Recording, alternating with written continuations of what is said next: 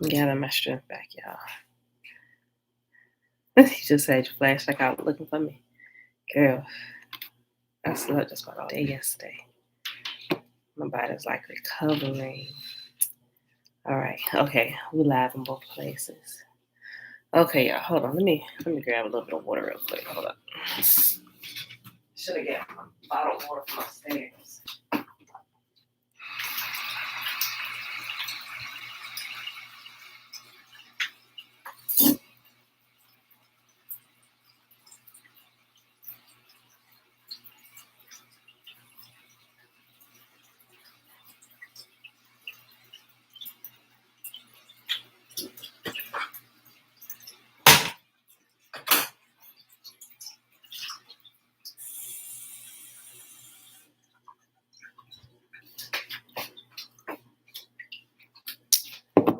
Oh, sheesh.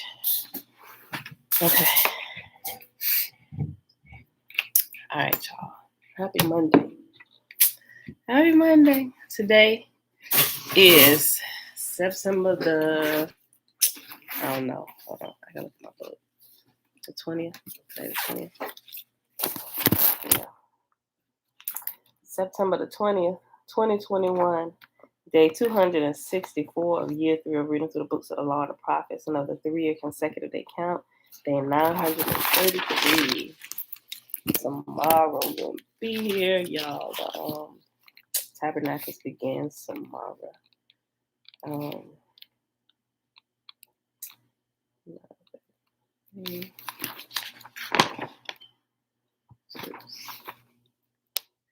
Reading Zechariah 11, 12, and 13. We should read the last chapter because it's only 14. I think it's only 14 in Zechariah. So we should just finish up Zechariah today. And we're going to pick up where we left off at in Caesar's Messiah, starting with chapter 7, page 187. All right, y'all. Pardon my slow moving. Josiah, shalom, shalom. Okay, y'all. Let's do the Shema. I definitely feel better than I did yesterday. I can tell I'm not as stuffy. I felt it all in my head yesterday. You could probably hear it in yesterday's video too. I'm like, oh, this is horrible. So I definitely can feel that head congestion gone, you know. Okay.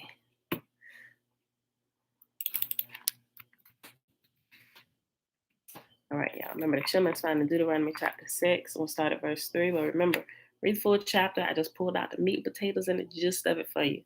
Hear, therefore, O Israel, and observe to do it, that it may be well with you, and that you may increase mightily, as Yahuwah, the mighty one of our fathers, has promised us, in the land that flows with milk and honey.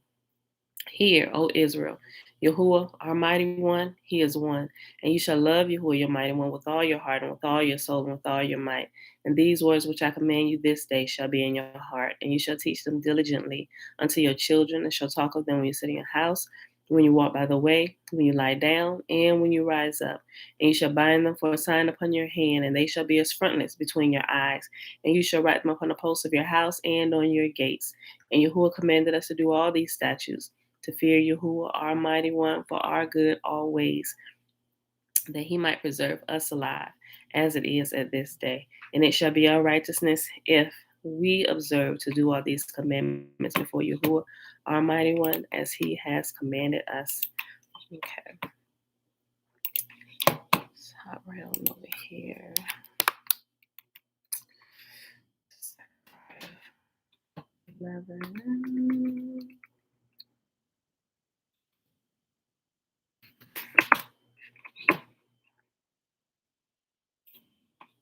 All right, y'all. Adjust my screen here. Mariah, Joy, Jerry, Milika Matic. Shalom, everybody. Shalom, shalom. Okay. Zechariah chapter 11. Open the doors, Lebanon, so that fire may devour your cedar forest.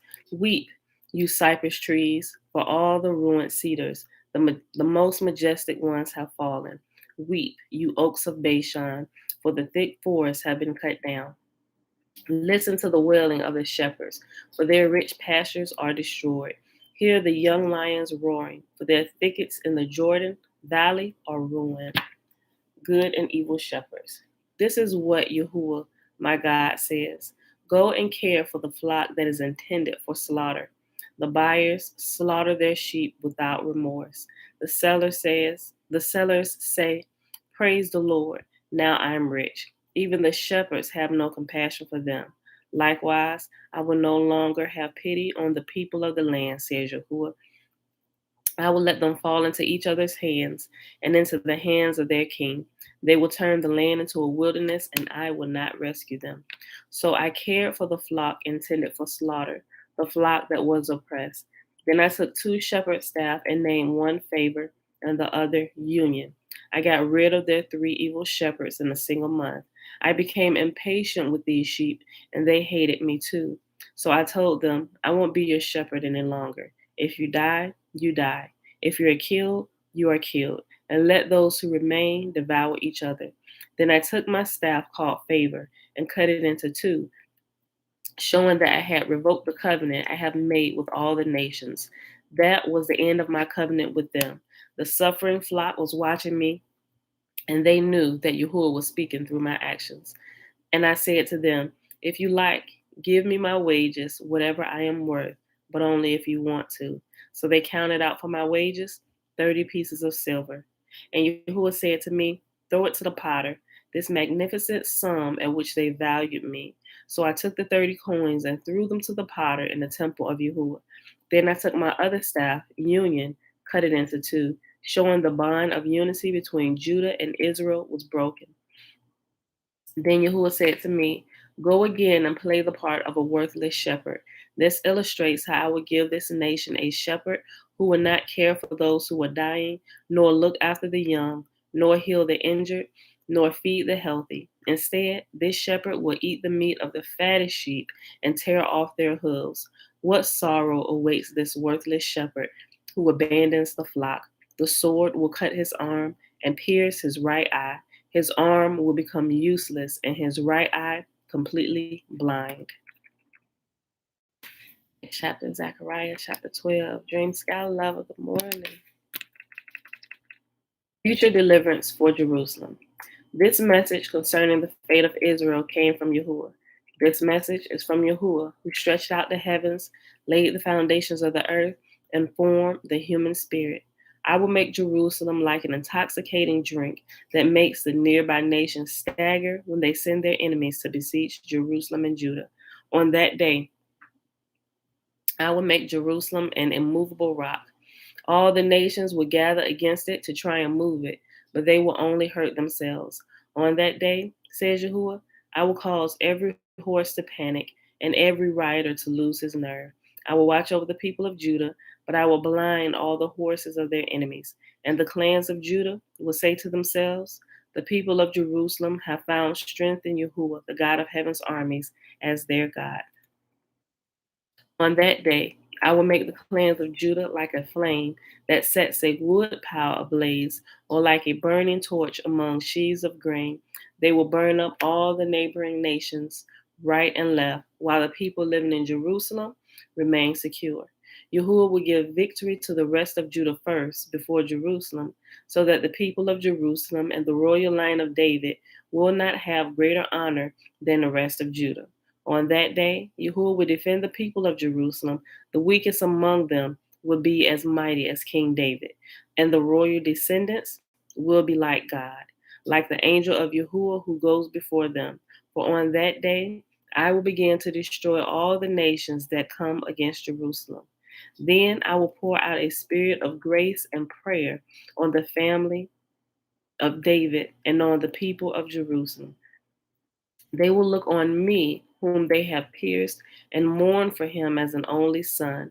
They will grieve bitterly for him as for a firstborn son who has died. The sorrow and mourning in Jerusalem on that day will be like a great mourning for Hadad Rimmon in the valley of Megiddo. All Israel will mourn, each clan by itself, and with the husbands separate from their wives. The clan of David will mourn alone, as will the clan of Nathan, the clan of Levi, and the clan of Shimei. Each of the surviving clans from Judah will mourn separately, and with the husbands separate from their wives. Ali, Shalom. Next chapter, Zechariah chapter 13. A fountain of cleansing.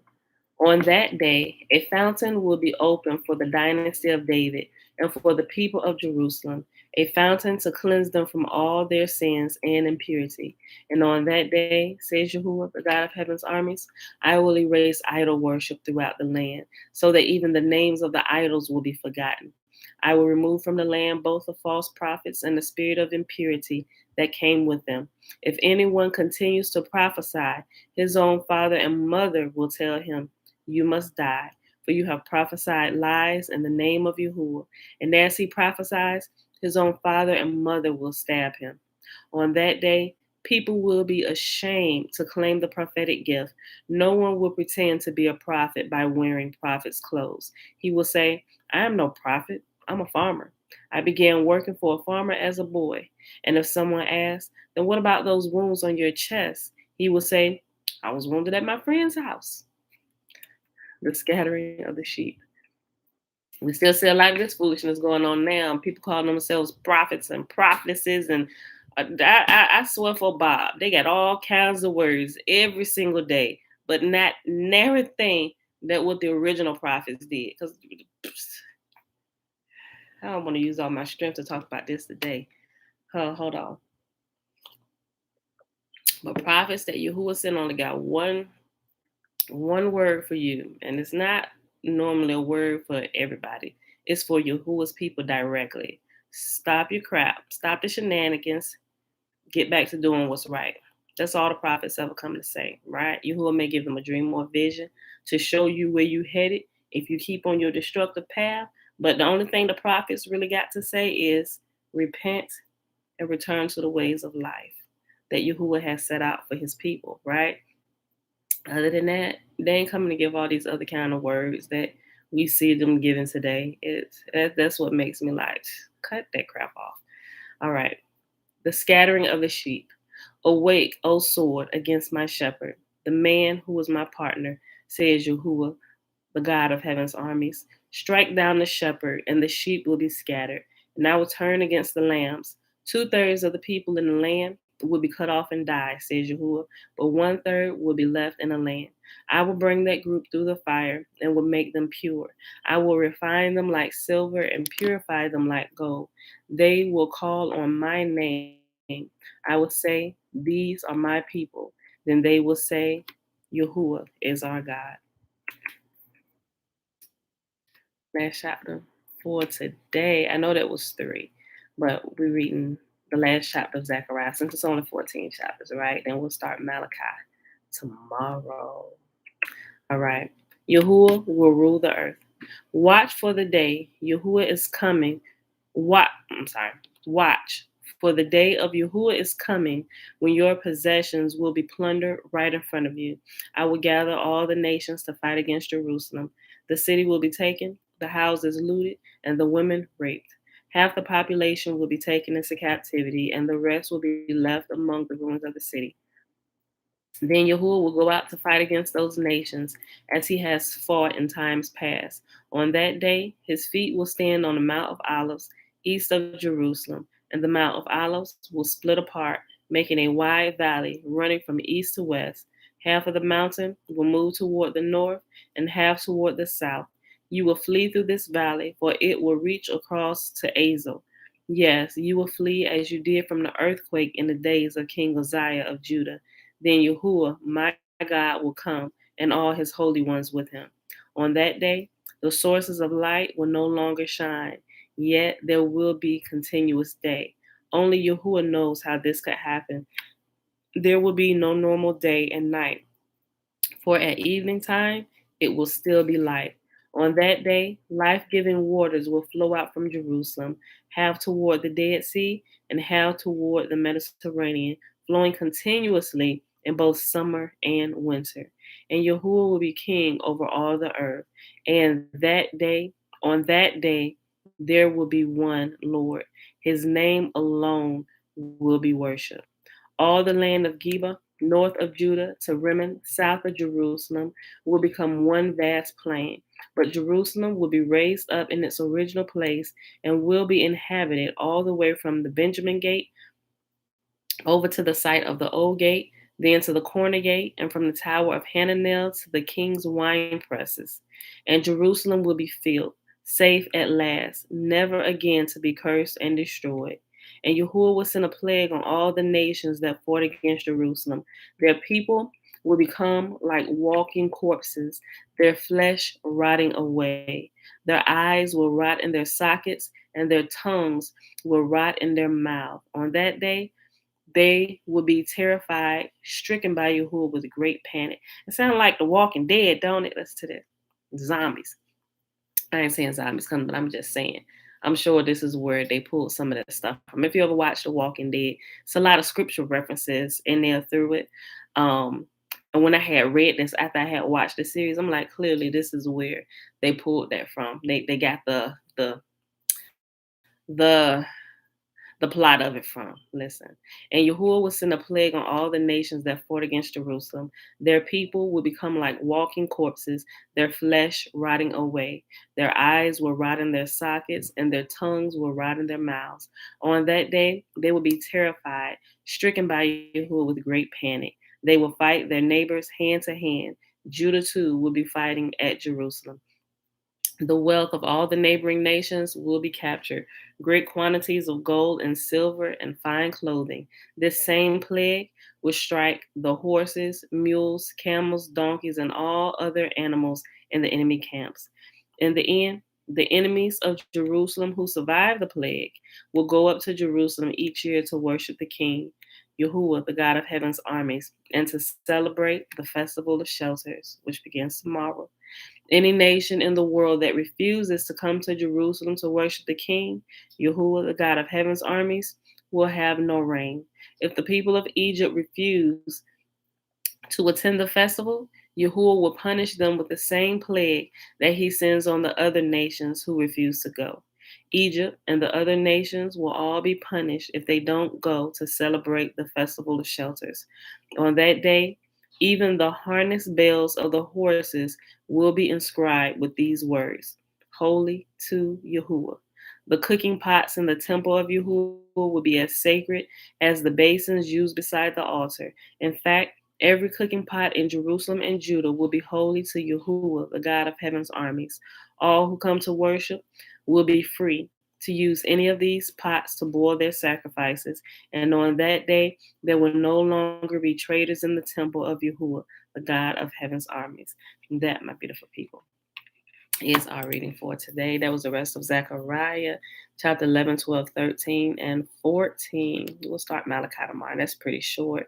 And since we skipped over Job, Psalms, and Proverbs, we'll do it in that same order. Once we finish Malachi, we'll hit up Job, then we'll go into Psalms and then Proverbs. And that will be about it, y'all. Okay. So let's go ahead and pull this up. Open the thing. It's late.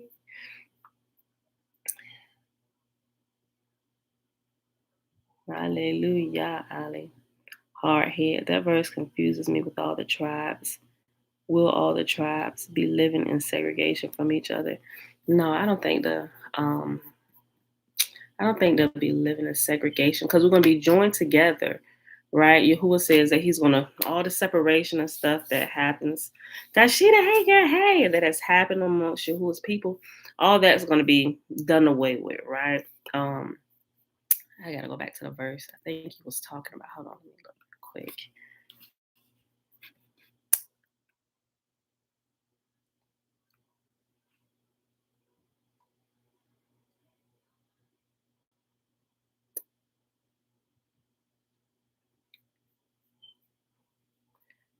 No, I don't get that when I read that hard head.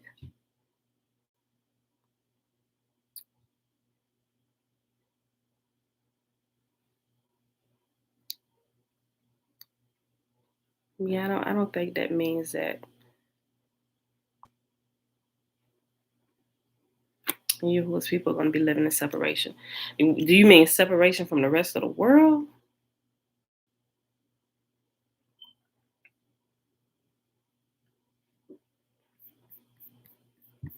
I'll wait for you to answer.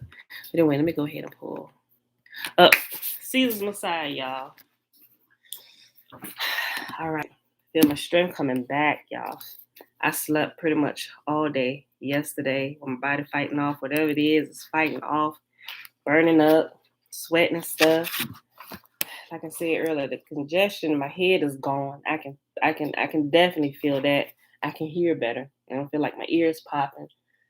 Okay, so whatever it is being burned up with my system trying to touch me. Excuse me. So, all right, y'all. We're in chapter 7 of Caesar's Messiah, the puzzle of the empty tomb. What is here? Where is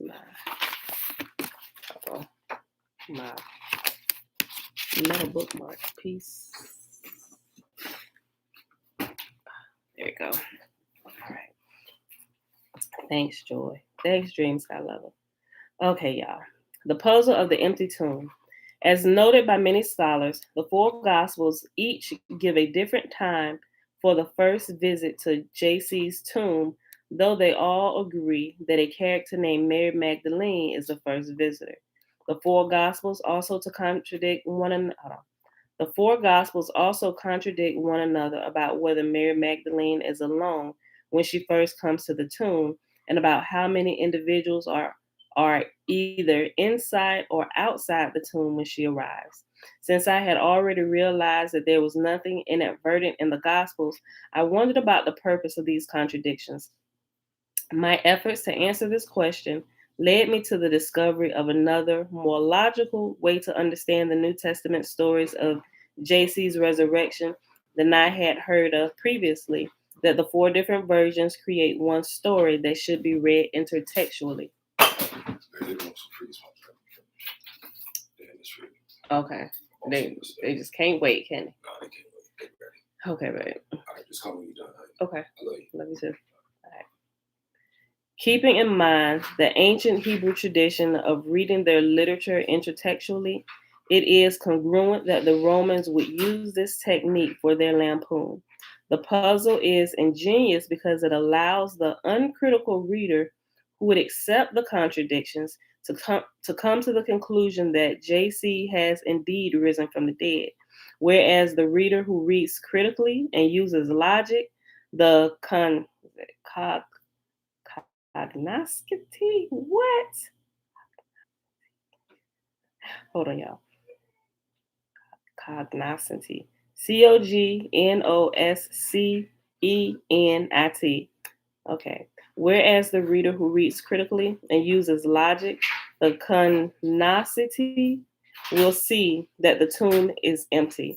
This reading resolves all the contradictions between the four gospel stories and reveals that Je.sus does not rise from the dead. Rather, Mary Magdalene simply mistakes Lazarus' empty tomb for the tomb of Je.sus.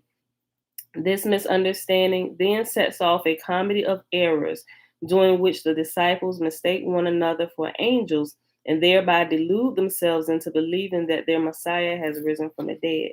This combined story also completes the scornful joke I discussed in the previous chapter that since the real Messiah, Lazarus, has been eaten, his tomb is therefore empty.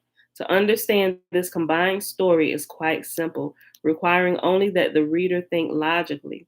The four Gospels' depictions of who visits Je.sus' empty tomb and when, The four Gospels' depiction of who visits Je.sus' empty tomb and when are as follows. Okay, so it's about to give each section from the Gospels. Okay, so it's Matthew, Mark, Luke, then John. I'm going to go through and it's going to give each account the same story, but from each gospel, right? Okay. In Matthew, this is Matthew 28, 1 through 8. In the end of the Sabbath, as it began to dawn toward the first day of the week, came Mary Magdalene and the other Mary to see the sepulchre. And behold, there was a great earthquake, for the angel of the Lord descended from heaven and came and rolled back the stone from the door and sat upon it. His countenance was like lightning, and his raiment white as snow. For fear of him, the keepers did shake and became as dead men. And the angel answered and said unto the women, Fear not ye, for I know that ye seek Je.sus, which was crucified. He is not here, for he is risen, as he said. Come, see the place where the Lord lay. And go quickly and tell his disciples that he has risen from the dead. And behold, he goeth before you in Galilee. There shall ye see him. Lo, I have told you. And they departed quickly from the sepulchre with fear and great joy, and did run to bring his disciples word. Matthew 28, 1-8. Mark. And when the Sabbath was past, Mary Magdalene and the mother of James and Salome had bought sweet spices, and that they might come in to anoint him. Very early in the morning, the first day of the week, they came unto the sepulchre at the rising of the sun, and they said among themselves, Who shall roll us away the stone from the door of the sepulchre? And when they looked, they saw that the stone was rolled away, for it was very great. And entering into the sepulchre, they saw a young man sitting on the right side, clothed in a long white garment, and they were affrighted. And he said unto them, Be not affrighted, ye seek Je.sus of Nazareth, which was crucified. He is risen, he is not here. Behold the place where they laid him. But go your way and tell his disciples, and Peter, that he goeth before you into Galilee. There shall ye see him, as he said unto you. And they went out quickly and fled from the sepulchre, for they trembled and were amazed. Neither said they anything to any man, for they were afraid. That's Mark 16, 1-8. Luke. Now upon the first day of the week, very early in the morning, they came unto the sepulchre, bringing the spices which they had prepared, and certain others with them. And they found the stone rolled away from the sepulchre. And they entered in, and found not the body of the Lord Je.sus. And it came to pass, as they were much perplexed thereabout, behold, two men stood by them in shining garments. And as they were afraid, and bowed down their faces to the earth, they said unto them, Why seek ye the living among the dead? He is not here, but is risen. Remember how he spake unto you when he was yet in Galilee, saying, The Son of Man must be delivered into the hands of sinful men, and be crucified, and the third day rise again? And they remembered his words, and returned from the sepulchre, and told all these things unto the 11, and to all the rest. It was Mary Magdalene, and Joanna, and Mary the mother of James, and the other women that were with them, which told these things unto the apostles. But these words seemed to them an idle tale, and they did not believe them. What was that? Was that a sneeze? I was wondering the same thing. Who was that? Zach. Isaiah, are you okay? Yes. Was that a sneeze? Yes. Was that supposed to be a sneeze? Go get that vitamin C and that vitamin D. Oh, you're buddy. Supposed to sneeze out your nose. Go get that vitamin C and that vitamin D, Josh. Start handing them out. Hand them out. And get that Lysol, please. Get the Lysol and come through here. Get the Lysol first. Isaiah? They try not to sneeze. Yeah, stay right in there. Go ahead. Spray right in here in the kitchen first. In here. Come here. Let me see it. Thank you. Back up. Sorry, plants. Okay, now take it through there. Y'all ain't playing. Spray around, Isaiah. Zay, you about to take this vitamin C and this vitamin D. Go up the stairs with it too, son. Thank you. Okay. I'm sorry, y'all. All right. Just in case. Shoot. Okay. He is not here, but is risen. Remember how he spake unto you when he was yet in Galilee, saying, The Son of Man must be delivered into the hands of sinful men and be crucified, and the third day rise again. And they remembered his words, and returned from the sepulchre, and told all these things unto the 11, and to all the rest. it was Mary Magdalene and Joanna, and Mary the mother of James, and the other women that were with them, which told these things unto the apostles. But these words seemed to them an idle tale, and they did not believe them. But Peter arose and ran to the tomb, and stooping down, he saw the linen clothes lying by themselves, and he departed, marveling to himself what had happened. That very day, two of them were going to a village named Emmaus, about 7 miles from Jerusalem, and talking with each other about all these things. Well, I just started reading this. Give me like 30 minutes, son. Go on, back up. Isaiah, back up, bruh. Isaiah. Bruh. Go, seriously, go get a vitamin C and a vitamin D. Let's go. And get a bottle of water, son. Don't swallow it. What you getting? Bananas? I'm knocking myself in here. Look, come on. While you in there, grab some of that fruit. Yeah, it's okay. But Peter arose and ran to the tomb, and stooping down, he saw the linen clothes lying by themselves, and he departed, marveling to himself what had happened. That very day, two of them were going to a village named Emmaus, about 7 miles from Jerusalem, and talking with each other about all these things that had happened. While they were talking and discussing together, Je.sus himself drew near and went with them, but their eyes were kept from recognizing him. And he said to them, "What is this conversation which you are holding with each other as you walk?" And they stood still, looking sad. Then one of them, named Cleophas, answered him, "Are you the only visitor to Jerusalem who does not know the things that have happened there in these days?" And he said to them, "What things?" And they said to him, "Concerning Jesus of Nazareth, who was a prophet, mighty in deed and word before God and all the people, and how our chief priests and rulers delivered him up to be condemned to death and crucified him. But we had hoped that he was the one to redeem Israel. Yes, and besides all this, it is now the third day since this has happened. Moreover, some women of our company amazed us.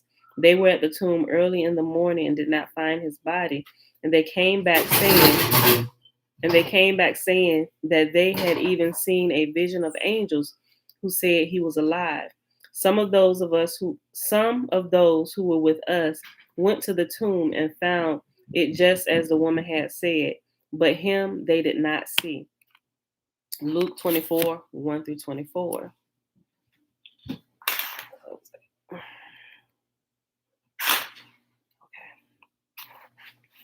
John. All right, this is John chapter 20, 1 through 15, giving you the same version of the story with the small adjustments. The first day of the week cometh Mary Magdalene early, when it was yet dark, unto the sepulchre, and seeing the stone taken away from the sepulchre. Then she runneth, and cometh to Simon Peter and to the other disciple whom Jesus loved, and said unto them, They have taken away the Lord out of the sepulchre, and we know not where they have laid him. Peter therefore went forth, and that other disciple, and came to the sepulchre. So they ran both together, and the other disciple did outrun Peter, and came first to the sepulchre. And he, stooping down and looking in, saw the linen clothes lying, yet went he not in. Then cometh Simon Peter following him, and went into the sepulchre, and seeth the linen clothes lie, and the napkin that was about his head not lying with the linen clothes, but wrapped together in a place by itself. Then went in also that other disciple, which came first to the sepulchre, and he saw and believed. For as yet they knew not the scripture, that he must rise again from the dead. Then the disciples went away again unto their own home. But Mary stood weeping outside the tomb. And as she wept, she stood to look into the tomb. And she saw two angels in white sitting where the body of Jesus had lain, one at the head and one at the feet. They said to her, Woman, why are you weeping? She said to them, Because they have taken away my Lord, and I do not know where they have laid him. Saying this, she turned around and saw Jesus standing, but she did not know that it was him. Jesus said to her, Woman, why are you weeping? Whom do you seek? Supposing him to be the gardener, she said to him, Sir, If you have carried him away, tell me where you have laid him, and I will take him away. That was John 21 through 15. Excuse me. My analysis revealed that these 4 versions were intended to be read as a single story. This combined story is divided into 2 halves. One half consists of the visit to the tomb described in the Gospel of John. The other consists of the visit to the tomb described in the other 3 Gospels. In the combined story, the individuals described in the Gospel of John meet the individuals described in the other 3 Gospels, and in their emotional state, the different groups mistake one another for angels. This comedy of errors causes the visitors to the empty tomb to mistakenly believe that their Messiah has risen from the dead.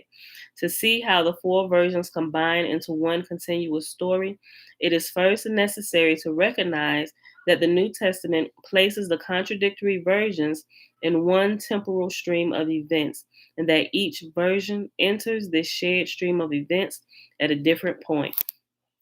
The sun's position in the sky places each version of the story in sequential order. John's version begins earliest, and the events progress through Matthew, Mark, and finally Luke. This can be determined as follows. In John, the first visit occurs while it is still dark. In Matthew, the first visit occurs while the sun is rising. The author specifically uses the present tense. Luke and Mark use the Greek words proi, Proi, and Bathus, Bathus. And proi is reference 108, and Bathus is reference 109. Besides not taking the vitamins. Okay, give him a moment. He'll take them. Just wait. He's watching TV. He's too distracted. He said no, he's not taking them. I get him to take them when we come up there. When I come up there. Hold on, let me go back. Luke and Mark use the Greek words proi, which is reference 108, and Bathus, which is reference 109. Both mean early in the morning. However, in Mark, the superlative lain, Lian, which is reference 110, meaning extremely or beyond measure, is used in conjunction with proi. Notice below that in Mark, the sun has indeed risen when the visit occurs, thus creating the awkward expression, the very earliest moment in the morning after the sun had risen. Thus, Mark's version begins after Matthew's, but before Luke's. Below are the related passages in the original Greek with their English translations. Shayla, that's fine. Hey, girl, hey. All right, John 20 and verse 1. What? Okay, so he done broke verse 1 up. Okay. Bear with me. He done broke all these up using... Whew.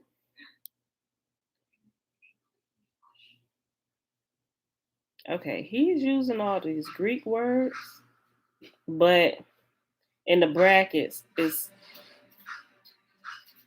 giving the definition of each word. Okay.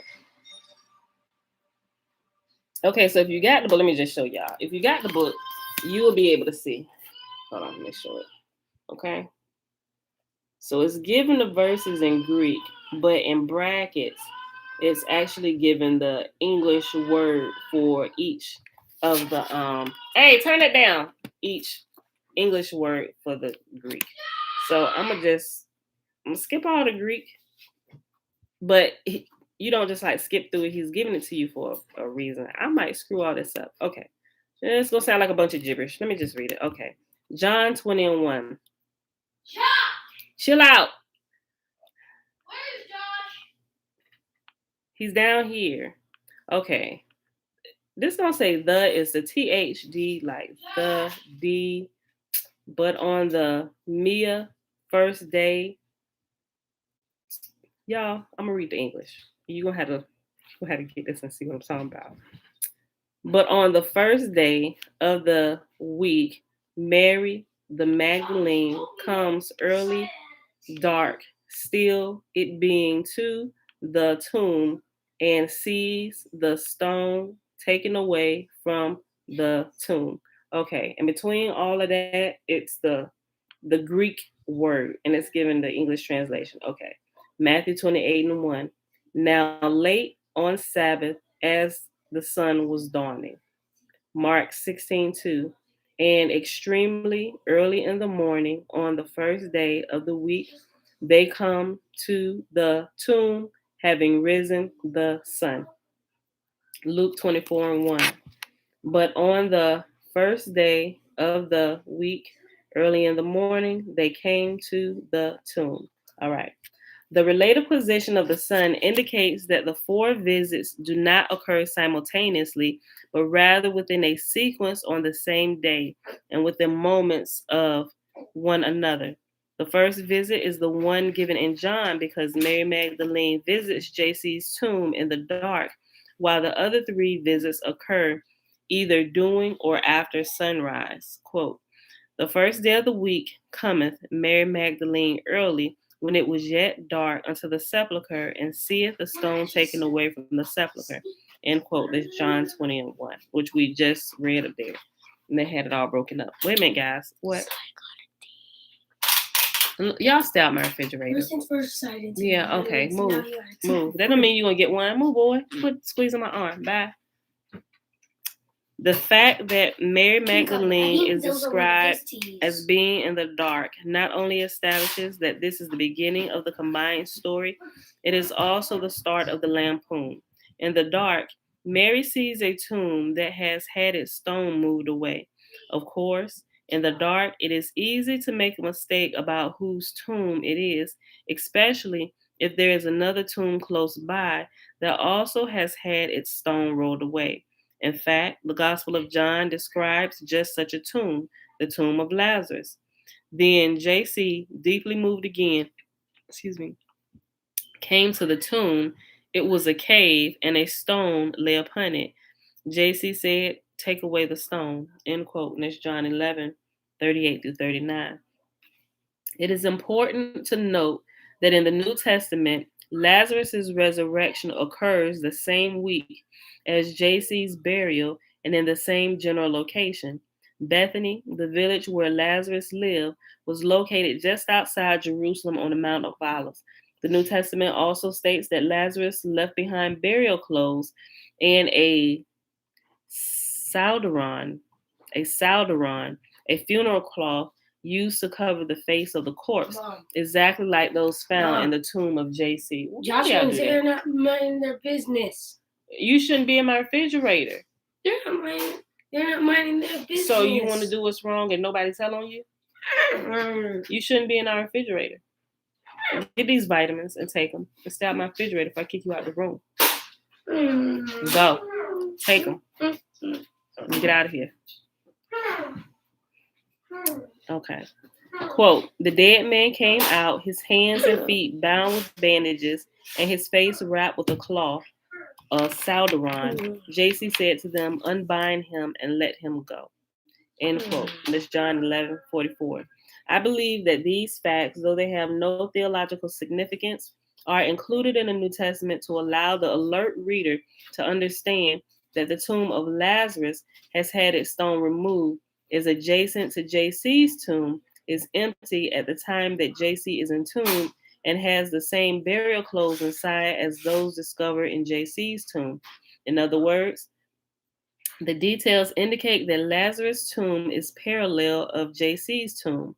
Continuing with the version of the visit to the tomb in the Gospel of John, Mary Magdalene then informed Simon Peter and the other disciple whom J.C. loved, meaning the Apostle John, that J.C.'s tomb has had its stone removed.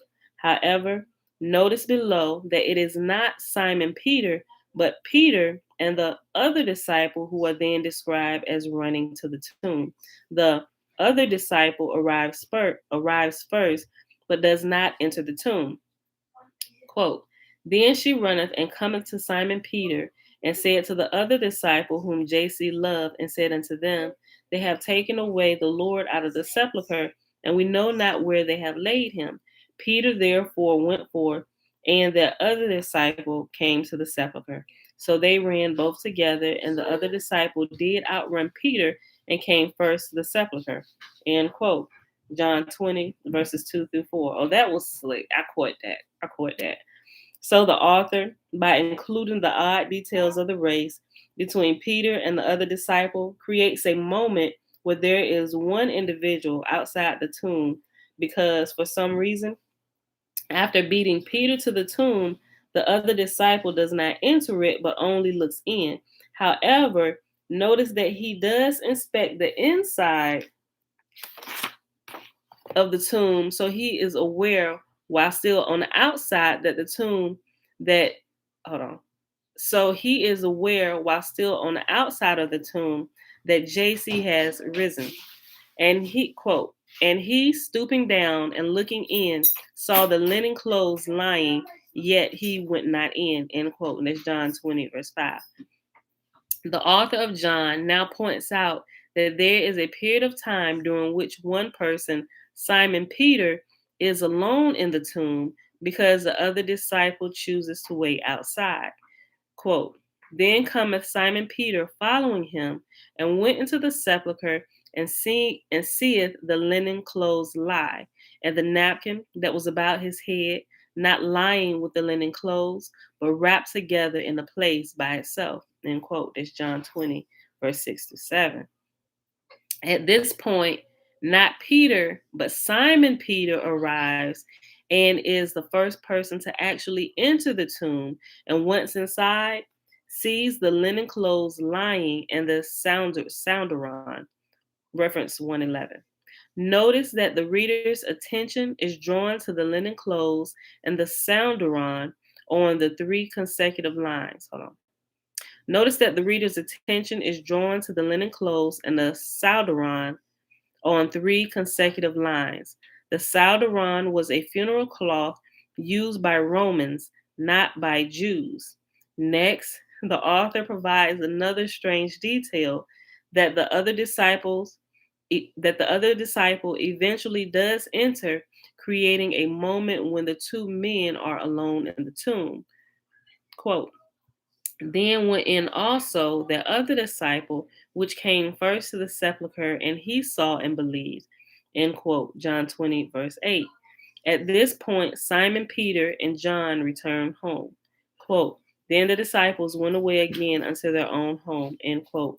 John 20 and verse 10. Put it back. Thus in the Gospel of John, hang it up, Josh. Thus, yes, Isaiah. Dad said when we're done with that, we get some ice pop. Yeah, he already told me. Okay.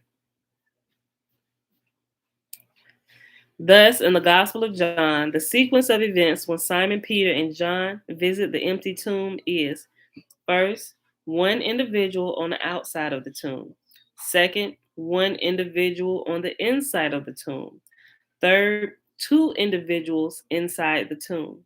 Using the timeline established by the relative position of the sun, the sequence of events, the number and location of the angels who are inside or outside the tomb and who greet the visitors in Matthew, Mark, and Luke is as follows. First, one individual on the outside of the tomb, that's found in Matthew. Second, one individual on the inside of the tomb, that's in Mark. And third, two individuals inside the tomb, and that's Luke.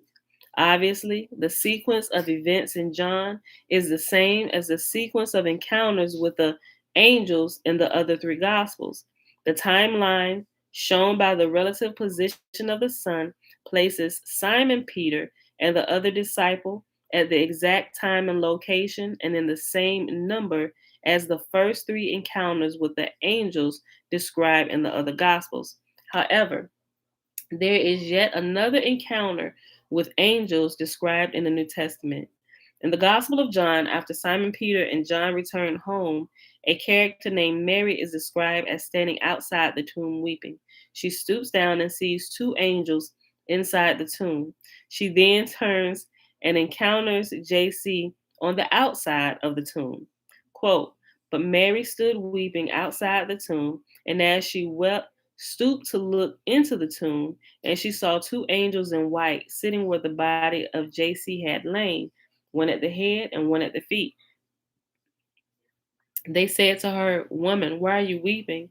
She said to them, "Because they have taken away my Lord, and I do not know where they have laid him." Saying this, she turned around and saw Je.sus standing. Excuse me. End quote. And that's John 20, verse 11 through 14.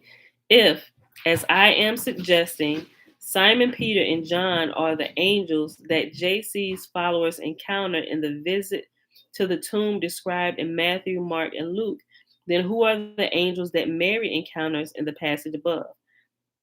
The Gospel of Luke records that certain men went to the tomb after having been told by some women of our company that Je.sus' tomb was empty and that they saw angels. Quote, "Moreover, some women of our company amazed us that they were at the tomb early in the morning and did not find his body, and they came back saying that they had seen a vision of angels who said that he was alive. Some of those who were with us went to the tomb and found it just as the women had said, but they did not see." End quote. Luke 24, verses 22 through 24. The author of Luke, for some reason, includes the detail that the men who go to the tomb do so only after a visit by women who had seen angels. Notice the use of the plural. Only in the final visit to the tomb in Luke does the group encounter more than one angel. Therefore, the visit to the tomb described in Luke could occur only after Simon, Peter, and John, the angels that the first three groups encountered, have returned home. This sequence of events ties in perfectly with the details described in the Gospel of Luke. Notice that the plural those is also used to describe the number of men who go to the tomb. This fact is also essential since the Mary described at the final encounter sees two angels. Further, the Gospel of Luke points out that those men did not see JC, which correlates with the fact that the angels Mary sees are inside the tomb, while Mary meets JC outside the tomb. The author discloses these facts by including the seemingly irrelevant detail that Mary has to look into the tomb to see the angels. Therefore, when the four versions that visit to JC's tomb are combined into one sequence, they create a version that is perfectly logical. As I interpret this combined story, Mary Magdalene in the dark, the actual word in the Gospel of John can also mean religious ignorance, does not find JC's tomb, but Lazarus. The angels who meet the visitors the angels who meet the visitors to the tomb are actually Simon, Peter, and John in the first three encounters and are the men described as visitors to the tomb in the Gospel of Luke. JC does not rise from the dead. His disciples simply delude themselves into believing that he does. Notice that this interpretation makes coherent all the strange details of the race between Simon Peter and the other disciple, as well as their odd behavior while at the tomb. For example, it explains not only why the other disciple does not go into the tomb when he first arrives, but also why he looks into the tomb from the outside. These details enable him to be alone outside the tomb when the first group arrives, and also to be aware that JC has risen. So he is then able to pass this news along to the group who encounters him. It also explains why the Mary in the Gospel of John sees the angels on the inside of the tomb and encounters JC on the outside. All the seemingly irrelevant details included in the four versions of the visits to the tomb are necessary to construct the perfectly logical sequence of events in the combined story.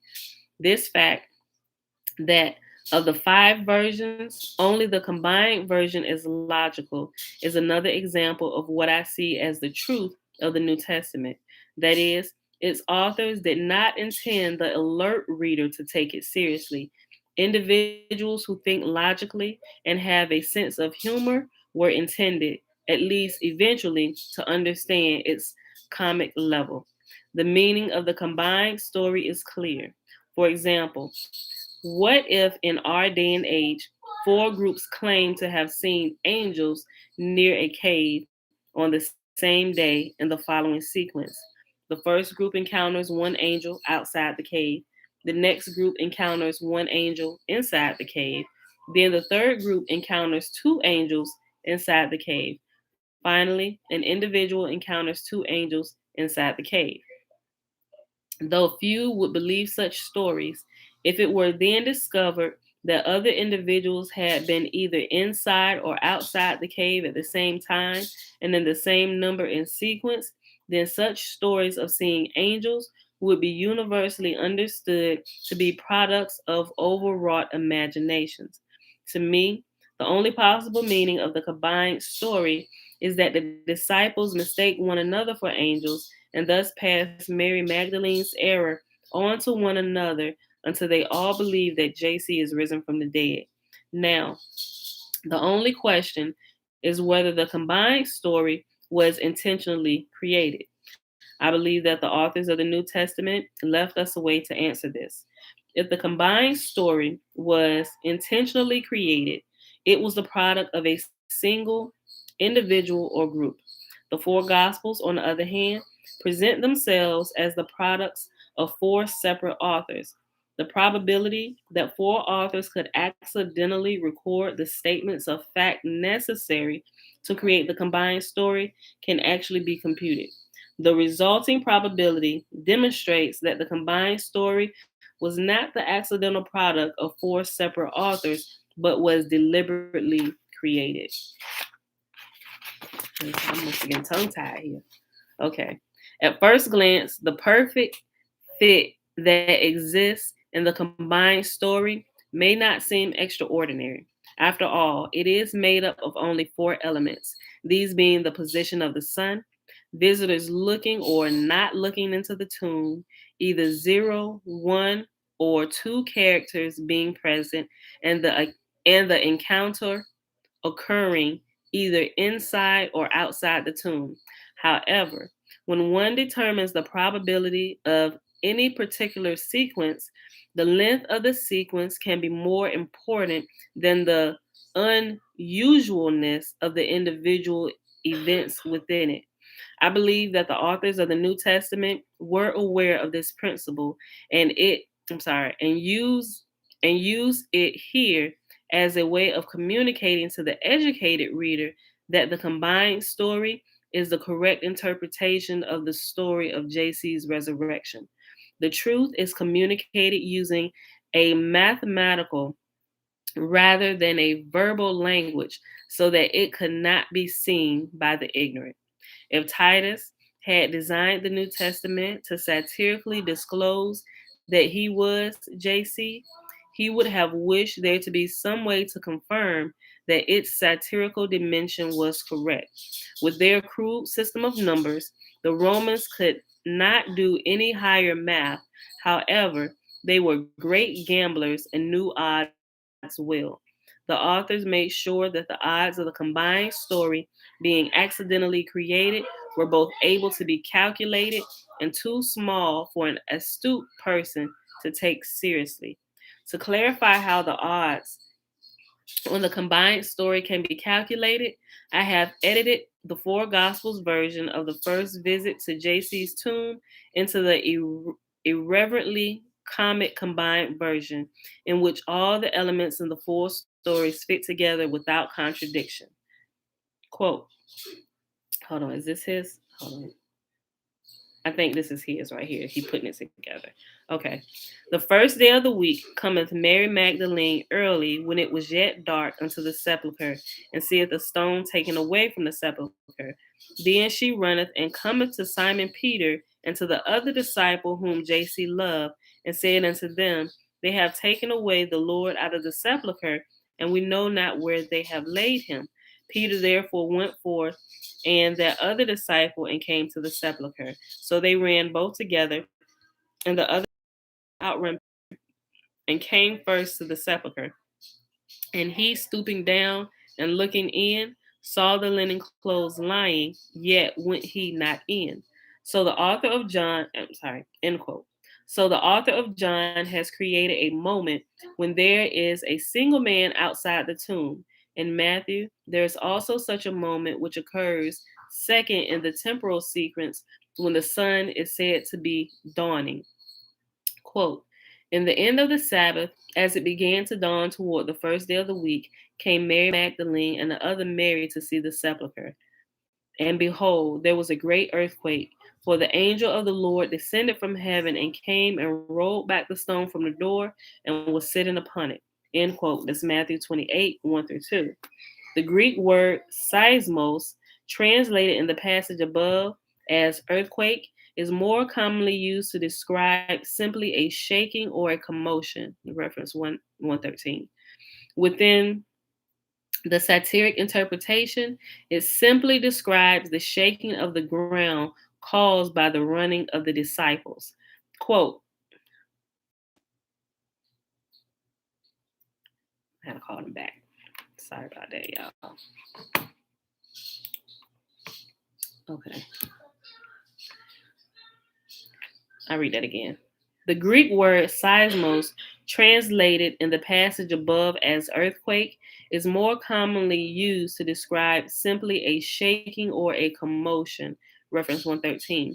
Within the satiric interpretation, it simply describes the shaking of the ground caused by the running of the disciples.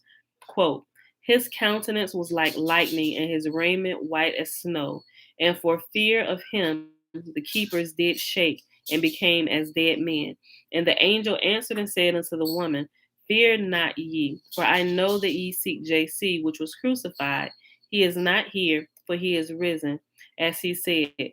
Come see the place where the Lord lay, and go quickly to tell his disciples that he is risen from the dead. And behold, he goeth before you into Galilee. There shall ye see him. Lo, I have told you. And they departed quickly from the sepulchre with fear and great joy, and did run to bring his disciples word. End quote. Matthew 28, 3 through 8. The author then states that Simon Peter, not Peter, arrived at the tomb. Quote, then cometh Simon Peter following him, and went into the sepulchre, and seeth the linen clothes lie. End quote. That's John 20, verse 6 to 7. Notice that the other disciple does not go into the tomb, but that Simon Peter does, creating a period when there is a single visitor, Simon Peter, in the tomb.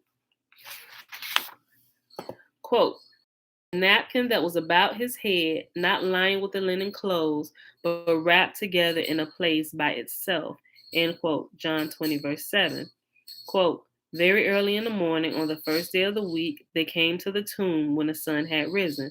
End quote. That's Mark chapter 16, verse 2. This group of women encounters a single man, who is Simon Peter, who tells them that Je.sus has arisen. Quote, and entering, hey, quit shaking them around. Who is that? Bella? Just stop doing that. First of all, are you playing the game? Or are you just shaking the pieces around? I'm holding it up into this so I can tell them side. This group of women encounters a single man, Simon Peter, who tells them that Je.sus is arisen. Quote, and entering into the sepulchre, they saw a young man sitting on the right side, clothed in a long white garment, and they were affrighted. And he said unto them, be not affrighted, ye seek Je.sus of Nazareth, which was crucified. He is risen, he is not here. Behold the place where they laid him. But go your way, tell his disciples, and Peter, that he goeth before you into Galilee. There shall ye see him, as he said unto you. End quote. That's Mark 16, 5 through 7. Thus, a single individual in the tomb tells the woman to tell his disciples, and specifically to tell Peter, that Je.sus goeth before you in Galilee. Notice that this is yet another binary chance. If the angel had instructed the woman to tell Simon Peter and not Peter, then the logical linkage between the version in John and the other three would be destroyed. In other words, within the combined version of the story, this individual can only be Simon Peter, and it would be thus contradictory for him to instruct the disciples to give a message to himself. However, it is not contradictory for Simon Peter to give a message to Peter if Simon Peter and Peter are different individuals. The author provides two methods by which a logical reader can learn that Simon Peter and Peter are separate characters. One method the author uses to reveal that Peter and Simon Peter are separate individuals is having the version of the visit to the tomb given in Mark, where the single young man asked a group of women to tell Peter that JC has risen occur later in the day than the version of the visit to the tomb given in John, in which the first person to go into the tomb is Simon Peter.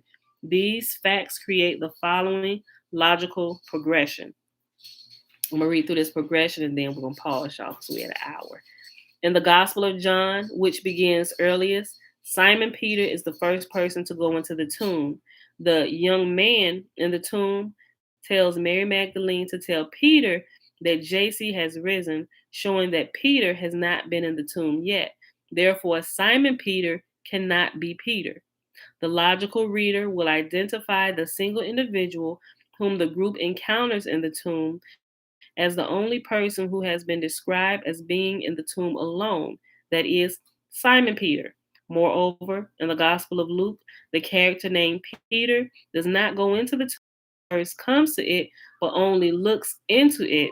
Whereas in the Gospel of John, the character named Simon Peter enters the tomb when he first comes to it.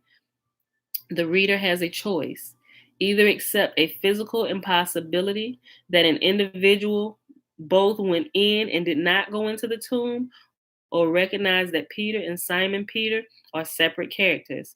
As I show below, this is the same method that the author uses to reveal that Mary Magdalene is the name of more than one character. Continuing with the analysis of the combined version, the group that came to anoint JC, having left the other disciple, then enters the tomb. At this point, there are two men inside the tomb. Hold on.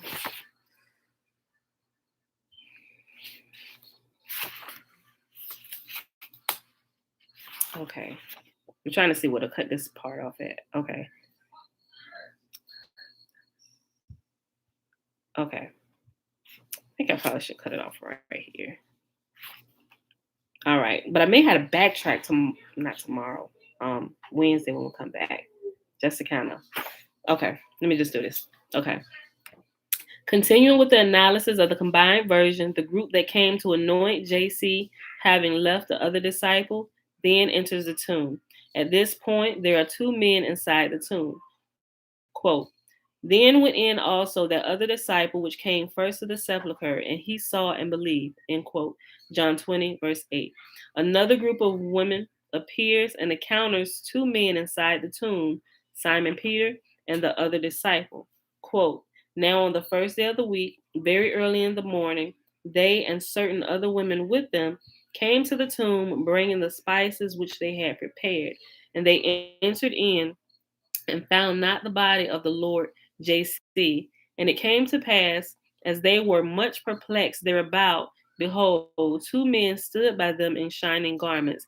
And as they were afraid and bowed down their faces to the earth, they said unto them, why seek ye the living among the dead? End quote. Luke 24, 1 through 5.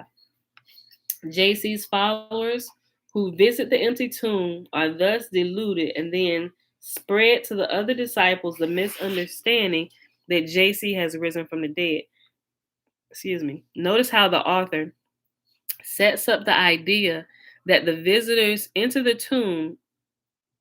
Notice how the author sets up the idea that the visitors into the tomb are irrational by his descriptions of their emotions and behaviors. They are shown as running wildly, affrighted, weeping, perplexed, trembling, and bowing down their faces to the earth. Within the Flavian court, these would have been seen as the behaviors and emotions of Messianic Jews who, from their perspective, were religious madmen who had deluded themselves into believing that the dead could rise. Having finished greeting the three sets of visitors, Simon, Peter, and John then returned home. Quote, then the disciples went away again to their homes, end quote, John 20 and 10. At this point in the combined story, the pattern reverses itself. Instead of characters within the other Gospels encountering angels from the Gospel of John, a character from the Gospel of John encounters angels who are from the Gospel of Luke.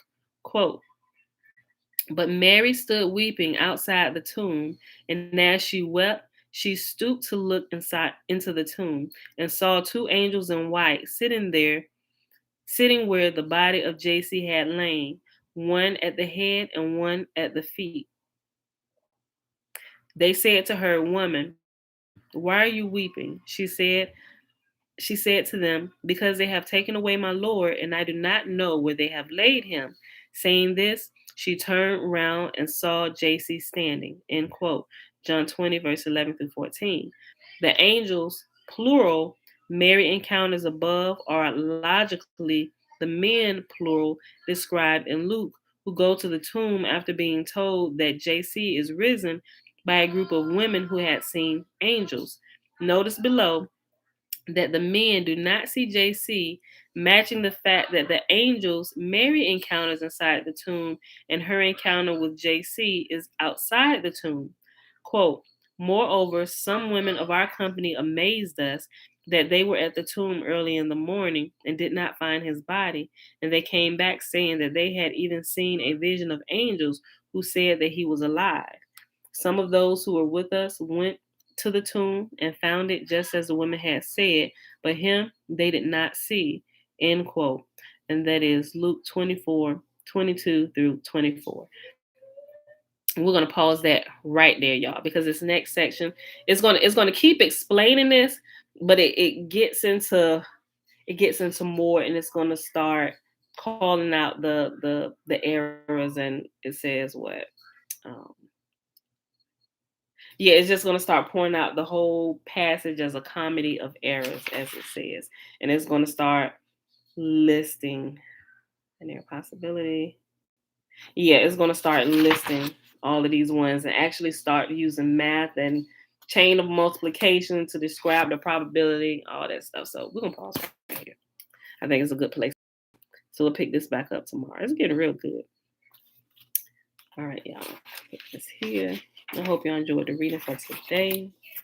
Sorry for the interruptions with the children. You know, it's a normal part of life. You've been here for a while, you know what happens. Don't bother you too much because y'all still be hanging out. Bless the Most Holy. May He bless you for dealing with our shenanigans. Okay, y'all. Okay, y'all. So we read the rest of Zechariah, chapter 11, 12, 13, and 14. We read Caesar's Messiah, chapter 7, page 187 to 203. Y'all, it is Monday, September the 20th, 2021, day 264 of year 3 of reading through the books of the law and the prophets. And of the 3-year consecutive day count, day 933. 933. That's without the Sabbath days or the feast days Sabbaths added in because we rest on those days, right? All right, remember, tomorrow is Sabbath, but it's also the first day of the Feast of Tabernacles, y'all, right? 15th day of the month. See the full moon outside, you always know it's the 15th day of the month, right? We understand that by reading through the book of Enoch and the books of the luminaries while it explains all of those things. And some people say, well, you can't really count on the book of Enoch that was created. I don't know that I would quite say that because there are a lot of things in the book of Enoch that can be proven by simply going outside observing, you know. So that's where we got to do our checks and balances at, right? I know some people, they got a lot of words for you. They got a lot of words for you, and they got a lot of scriptures for you. But if we can't line this stuff up, if we can't verify this with our own eyes and stuff out here in nature, because everything that Yahuwah has given us as truth is for us and our children forever, and it can be verified in nature. And it can also be verified in our bodies if you want to start getting that deep. It really can. All right. So, but a lot of things can be verified with nature itself. So, All right, pull this up. Remember, y'all, the blessing is found in Numbers chapter 6, verses 22 through 27. Remember, the first 21 verses is the Nazarite vow. Man or woman can take it. And Yahuwah spake unto Moses, saying, Speak unto Aaron and unto his sons, and on this wise ye shall bless the children of Israel, saying unto them, Yahuwah kneel before us, presenting gifts, and will guard us with a hedge of protection. Yahuwah will illuminate the wholeness of his being towards us, bringing order, and he will provide us with love, sustenance, and friendship. Yahuwah will lift up his wholeness of being and look upon us, and he will set in place all we need to be whole and complete. And they shall put my name upon the children of Israel, and I will bless them. And if you're not familiar with that version of the blessing in Numbers 6, verses 22 through 27, which is a more accurate rendering of that, you were probably looking for me to say it this way. Well, you can say it either way, but I like the more accurate rendering because it seems more intimate. But this is what you're probably used to hearing. And Yahuwah spake unto Moses, saying, Speak unto Aaron and unto his sons, saying, On this wise ye shall bless the children of Israel, saying unto them, Yahuwah bless us and keep us. Yahuwah make his face to shine upon us and be gracious unto us. Yahuwah lift up his countenance upon us and give us peace. And they shall put my name upon the children of Israel, and I will bless them. Doesn't matter which way you say it. I don't really think so. As long as you understand as long as you really understand it, the intimacy of it. It just depends on really who you're talking to. Some people just need to hear it in the KJV version, and that's okay. If that's where you're at this point in time, that's okay, right? But for those of you who really want to understand the truth of it and the more intimate details of it in its original language, then the first way it's being said gives you just that. You can feel it deep down in your shana. Nah, he will come and give us everything that we need to be whole and complete, right? All right, y'all. So with that being said, I'm going and get out of here today. To the baby not down here to end the video. And I'm not gonna call her. I'm gonna just go ahead and end this myself. I'll see y'all Wednesday. We're not gonna be here. Oh. Isaiah is here. He came from China. What? He came from China. All right. Tomorrow's a Sabbath. Remember, whatever day the new moon falls on, it's the line leader. I like to call it the line leader of that month cycle, that month cycle for all the Sabbaths. But it's also the first day of Tabernacles. He just also joined. called tents, booths, shelters, he or just joined. Sukkot. No, she joined. No, that's a lady. She joined a while ago. You just see that up there, right there. All right, y'all. So with that being said, I'll see y'all back here Wednesday morning. Prayerfully, I'll be at 100% full strength. I feel my strength coming back. I'll be at 100 when I see y'all again. So that's Wednesday, 7:15 a.m. Eastern Standard Time. All right, y'all. Love y'all. Since Isaiah here, I'm gonna go ahead and let him end it today. Tootie baby gonna be mad about this. Bye, y'all. Here, and this over here. Right there. Yep, right there too.